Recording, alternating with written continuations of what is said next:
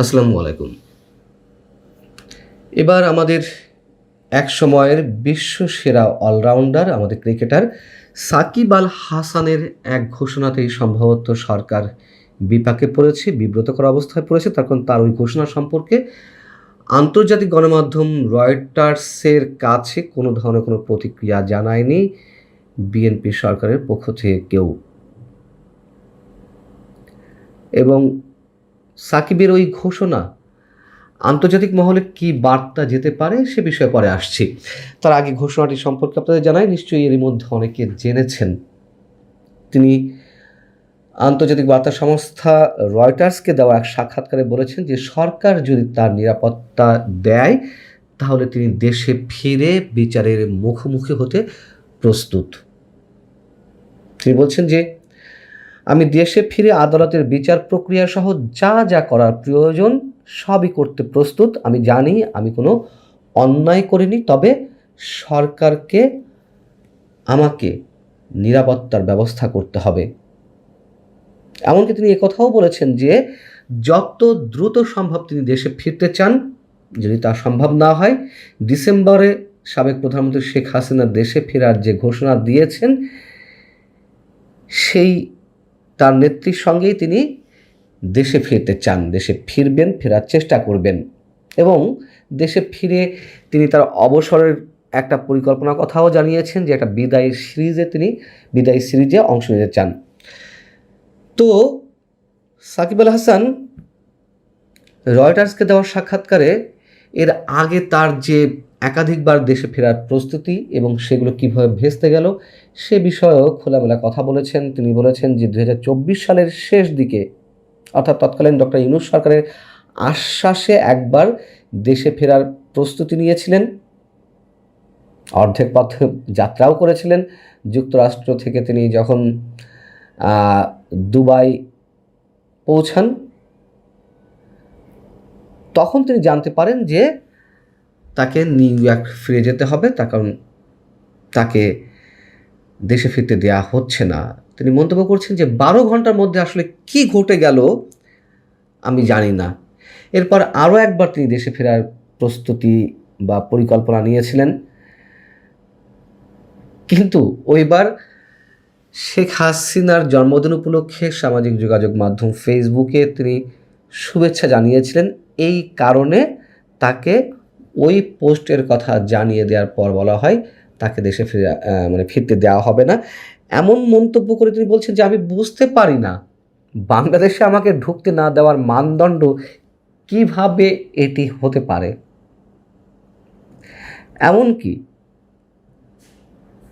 এমনকি ডক্টর ইউনূস সরকার তাকে শর্ত দিয়েছিল যে তিনি যদি আওয়ামী লীগ বা শেখ হাসিনার সাথে সব ধরনের সম্পর্ক বিচ্ছিন্ন করেন তাহলে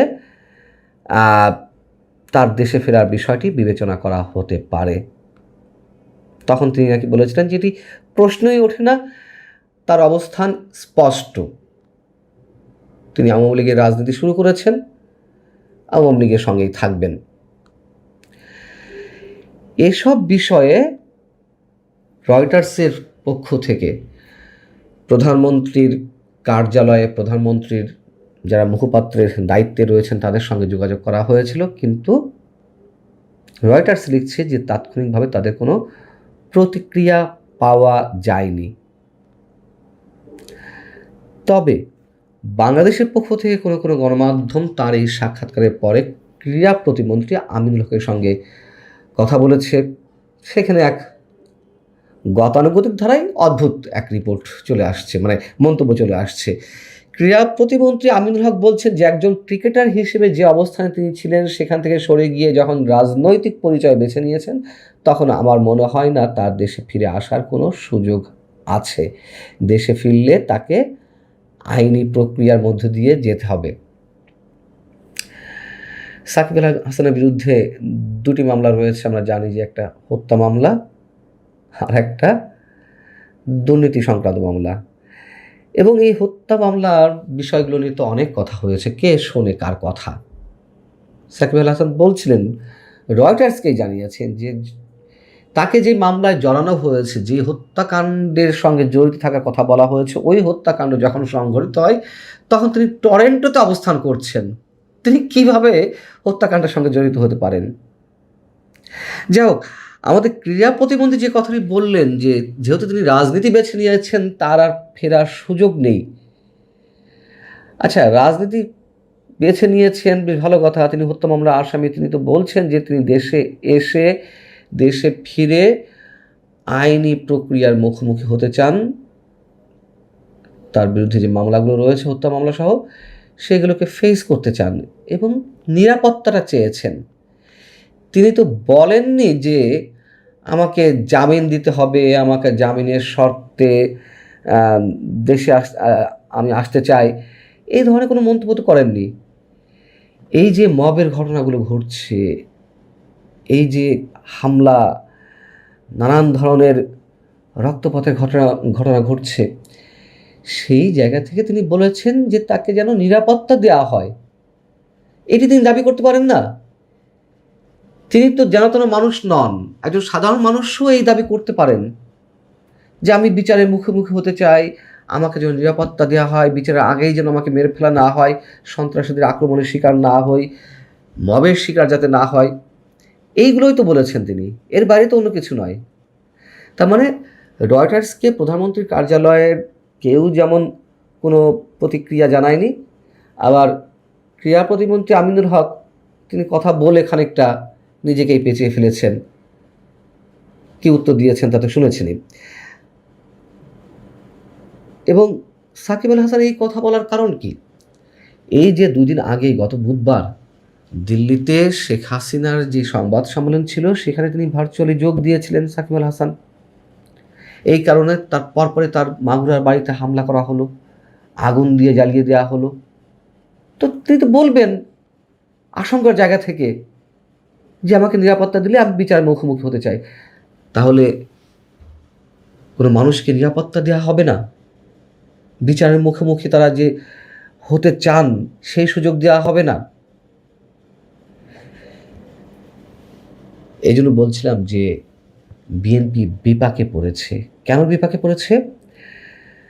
সাকিব আল হাসানের যে পরিচয় সেটি তো একজন রাজনীতিবিদ হিসেবে বা একজন সাবেক সংসদ সদস্য হিসেবে তাকে যতটা মানুষ চেনে আন্তর্জাতিক পর্যায়ে, তার চেয়ে তো 10 গুণ 50 গুণ বেশি মানুষ তাকে চেনেন একজন সাবেক অলরাউন্ডার হিসেবে, ক্রিকেটার হিসেবে, খেলোয়াড় হিসেবে। এবং একজন খেলোয়াড় রাজনীতি করতে গিয়ে এভাবে হত্যা মামলায় ফেঁসে যেতে পারেন বা একজন খেলোয়াড় হত্যা করবেন, এটা কেউ বিশ্বাস করবেন? কোনো কোনো ক্ষেত্রে আমি তো মনে করি আন্তর্জাতিক পরিমণ্ডলে শেখ হাসিনার যে পরিচিতি, তার যে অবস্থান, কোনো কোনো ক্ষেত্রে সাকিব আল হাসানের পরিচয়টা তার চেয়েও একটু অন্যরকম। এখন